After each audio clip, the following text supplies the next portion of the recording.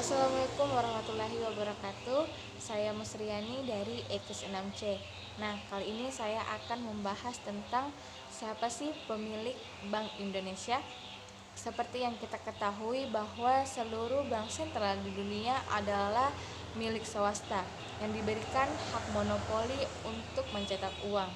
Lalu pertanyaannya, apakah Bank Indonesia juga milik swasta? Nah, perlu manusia di dunia ketahui bahwasanya uang yang kita gunakan bukanlah terbitan dari pemerintah setempat. Sebelum ada bank sentral, sejumlah bank swasta telah menerbitkan nota bank sebagai alat tukar di negara yang bersangkutan.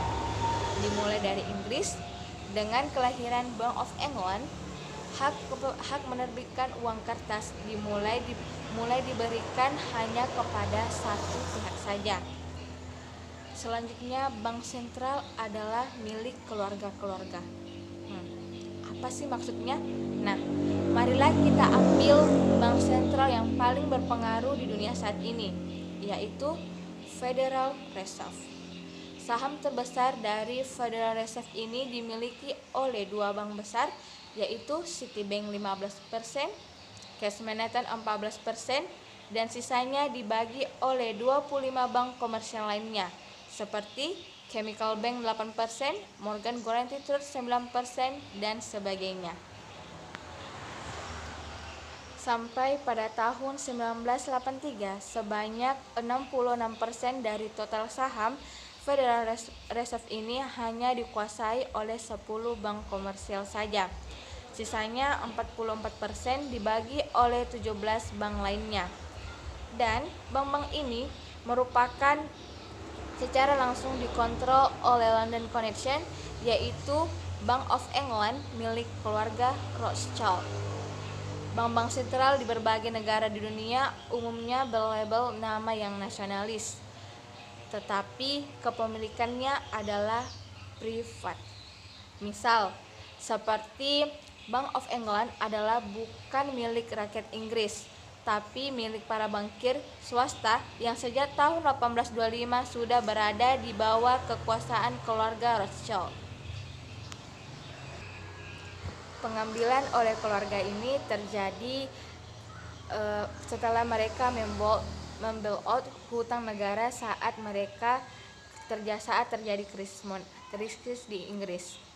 Contoh lain seperti Deutsche Bank yang bukan milik rakyat Jerman, akan tetapi dikuasai oleh keluarga Siemens dan Ludwig van Berger. Selanjutnya, Imperial Ottoman Bank yang bukan milik rakyat Turki, melainkan dikendalikan oleh Preux bersaudara asal Prancis. Bank-bank nasional seperti ini sebenarnya adalah sindikat keuangan internasional dalam modal antar bangsa yang secara real tidak ada dalam bentuk aset yang nyata, kecuali dalam bentuk angka-angka nominal di atas kertas atau byte yang berkedap-kedip di atas permukaan layar komputer. Hutang-hutang yang diberikan oleh bank sentral kepada pemerintahan suatu negara bukanlah atau tidak pernah diminta oleh rakyat negara tersebut, tapi sengaja dibuat oleh sistem pemerintahan yang berasaskan sistem demokratis dengan mengatasnamakan hutang negara. Para bankir ini adalah orang-orang yang tidak pernah dipilih oleh rakyat, tak punya loyalitas kebangsaan dan tidak akuntabel, akan tetapi mampu mengendalikan kebijakan paling mendasar di suatu negara. Jadi, apakah sistem perekonomian ini halal menurut agama Islam? Apakah bank ini halal? Nah, menurut Gus Munawik yang merupakan salah satu ulama Indonesia, beliau mengatakan bahwa transaksi seluruh dunia ini menggunakan uang kertas yang pada awalnya Islam menggunakan dinar atau emas. Nah, yang dimana seluruh sistem keuangan di perbankan alat gantinya dinamakan obligasi, yang dimana obligasi itu kertas beli kertas. Nah, ini seluruhnya diatur dulu oleh sebuah sistem perbankan yang ditawarkan baru di dunia oleh keluarga besar Rothschild Rockefeller yang sekarang menjadi pemilik saham terbesar dari Bank Devisa New York yang mengontrol seluruh sistem perbankan dunia dan berada di Wall Street, Amerika. Maka siapakah yang memiliki Bank Indonesia? Kita tahu Bank Indonesia memiliki hak monopoli untuk mencetak uang rupiah yang kita gunakan untuk bertransaksi sehari-hari. Namun, siapa sebenarnya pemegang saham Bank Indonesia? Nah, untuk itu kita kembali melihat sejarah asal-muasal dari Bank Indonesia.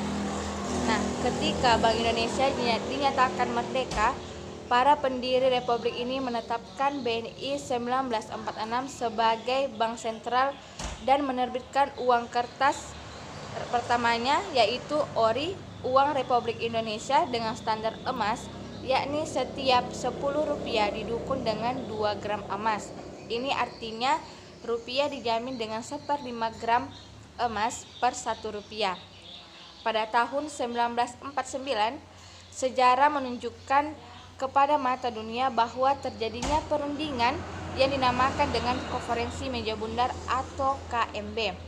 Melalui KMB ini, disepakatilah beberapa kondisi pokok agar Republik Indonesia mendapat pengakuan kemerdekaan dari pihak Belanda.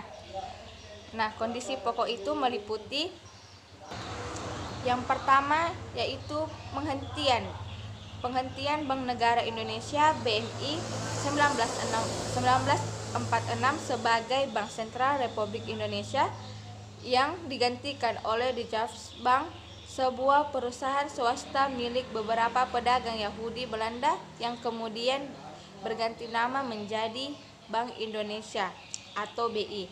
Yang kedua, dengan lahirnya Bank Sentral Bank itu, pencetakan uang Republik Indonesia atau ORI sebagai salah satu wujud kedaulatan Republik Indonesia secara otomatis dihentikan dan digantikan dengan uang rupiah Bank Indonesia sejak tahun 1952.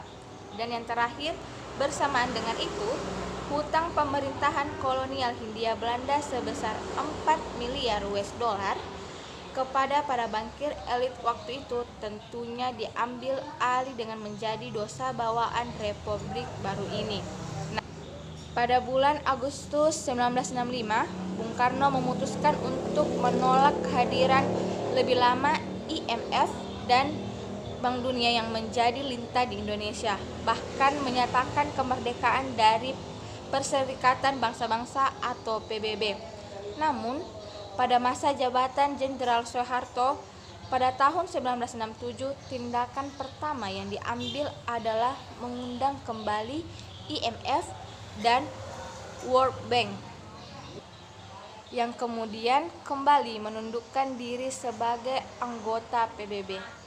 Teman-teman, perlu diingat bahwasanya PBB itu sangat erat kaitannya dengan keluarga Rockefeller, pebisnis minyak bumi berdarah Yahudi yang merupakan sosok di balik masuknya sejumlah perusahaan multinasional ke Indonesia termasuk Freeport.